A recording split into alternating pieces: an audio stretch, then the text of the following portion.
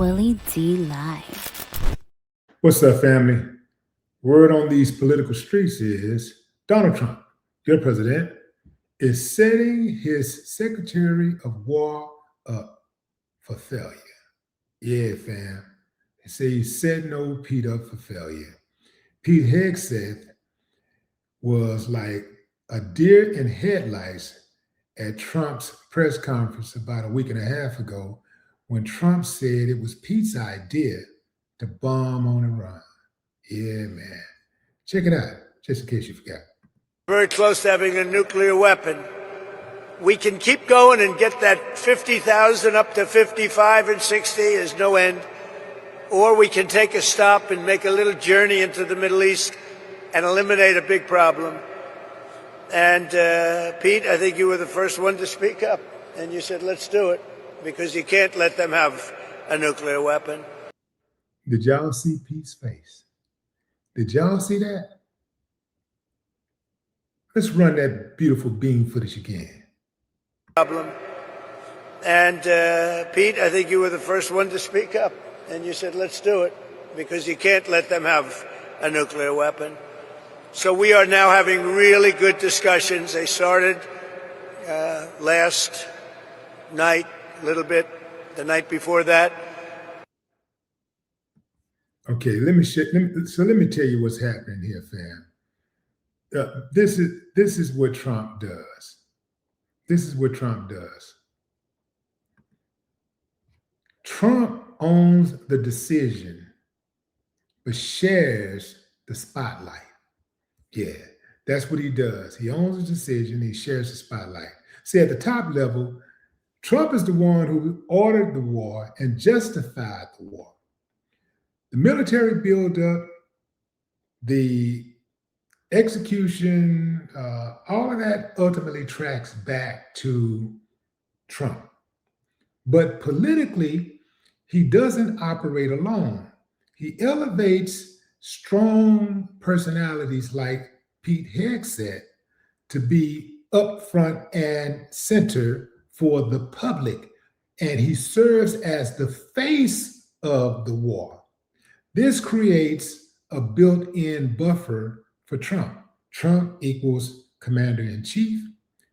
Pete Hegseth equals day-to-day face of the war. You see what I'm saying, fam? So when things don't go well, Trump just slides back.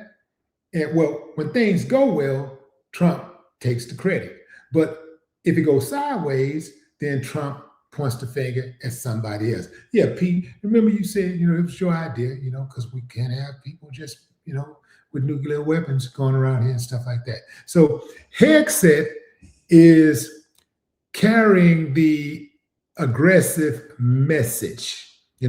He's carrying the day-to-day aggressive message. We're tough. We're built tough. You're going to die. If you mess with us, we're going to kill you. Die, die, die, die, die. Kill, kill, kill, kill, kill. America's the greatest, the best. With us. Kill, kill, kill. Die, die, die. America, America. The American people. God bless America. So he's out there on the front line of promotions, right?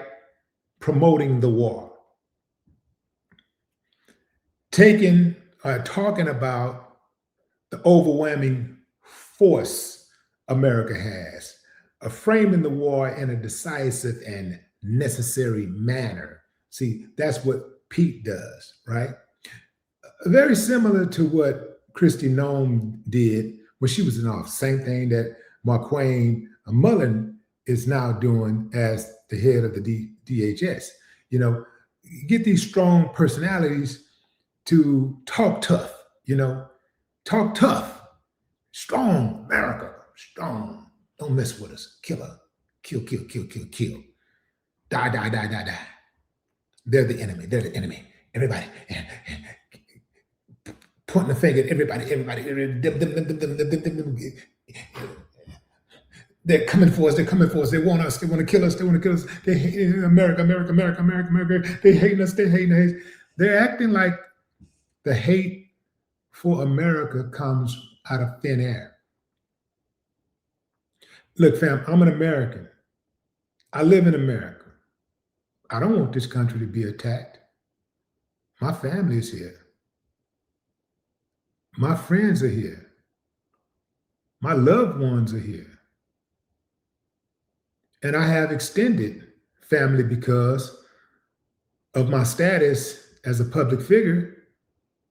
I don't want nothing to happen to y'all. So, it's incumbent upon me to, want to see things work out. But I got to call a strike and a ball a ball. I can't act like what America is doing is right.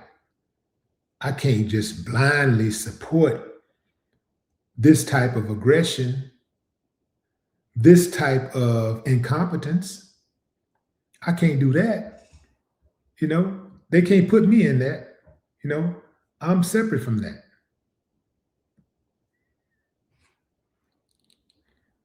Hegseth is also the one who's credited with,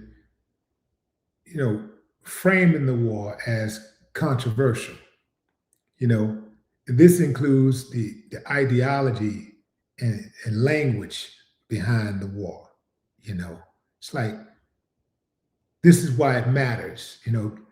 This is why it matters. And so his thing is to be loud and extreme in his messaging. And hopefully, if we can win something, it makes us look like we're winning. It doesn't matter that the economy is struggling. It doesn't matter that you can't pay your rent. It doesn't matter that you find it that the price of eggs are still going up, even though he said they were going to be coming down. It doesn't matter that the price of gas is still going up. It doesn't matter that you're afraid to go out of your house because you don't feel safe. In America, not in Iran. You're not in Iran. You don't feel safe in America, and it ain't because of Iranians. You don't feel safe in America because of Americans. That's why you got alarms on your cars, alarms on your homes. That's why you're living in a gated community. That's why everywhere you go, that's why you got that hammer on you, and you're always looking. You got to be on pivot at all times. Always got to be have situational awareness. When you bought that gun, when you went and bought that gun, you didn't have the face of an Iranian in mind. You had the face of an American in mind, because that's who's likely to kill you. 99.9999999% of the time, that's who's going to kill you. Another American. But their job is to make you believe that you should fear these people that you probably never even met. Fear a country you've never even been to. You know the terrain here. You know the dangers that lurk here. But you actually fear Iran more than you fear America? Do you know how silly that sounds? You know how naive you got to be to believe that? Trump is setting Pete Hegseth up to take the fall. He's already started backtracking. He's already trying to remessage. He's already trying to figure out how to get out of that war. He's even gone as far as saying Iran doesn't have to agree to a ceasefire for the war to be over. like we don't need their permission to say it's over. We can just leave. So you go over there, you cause all that damage. You kill those people and all of that. You didn't change their ideologies. They still got the same spirit that they had before you bombed. The only thing is they hate America even more now. They hate America even more. They got a whole new generation who has witnessed America's savagery. A whole generation